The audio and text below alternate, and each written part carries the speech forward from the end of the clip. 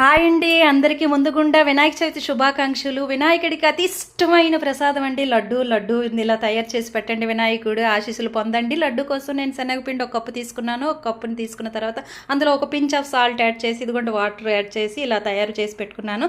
ఒక కప్పు శనగపిండికి 2 కప్పులు షుగర్ తీసుకొని షుగర్ సిరప్ తయారు చేసుకున్నాను. తీగపాకం వస్తే సరిపోతుందండి. దీంట్లో అనమాట జస్ట్ కొంచెం ఇలాచీ powder and lemon juice add చేస్తే ఇదనమాట పాకం గడ్డ కట్టదు. ఈలోగా మనం క్యాషు అండ్ కిస్మిస్ ఫ్రై చేసుకొని పక్కన పెట్టుకొని ఇలాగ బూందీ కోసం కలిపెట్టుకున్నాం కదా, బూందీ ఇలా తయారు చేసుకోవాలి. బూందీ ఎక్కువసేపు వేగనవసరం లేదు, మిక్చర్కి వేగినట్టు. దీనికి లడ్డూకి కొంచెం మెత్తగా వేస్తే చాలండి. దీన్ని తీసుకొని మనం పక్కన పెట్టుకొని ఈ బూందీని మనం ఆ షుగర్ సిరప్లోకి యాడ్ చేసుకొని ఒక 10 minutes అలా విడిచిపెట్టిన తర్వాత లడ్డూలా చుట్టుకోవడమే.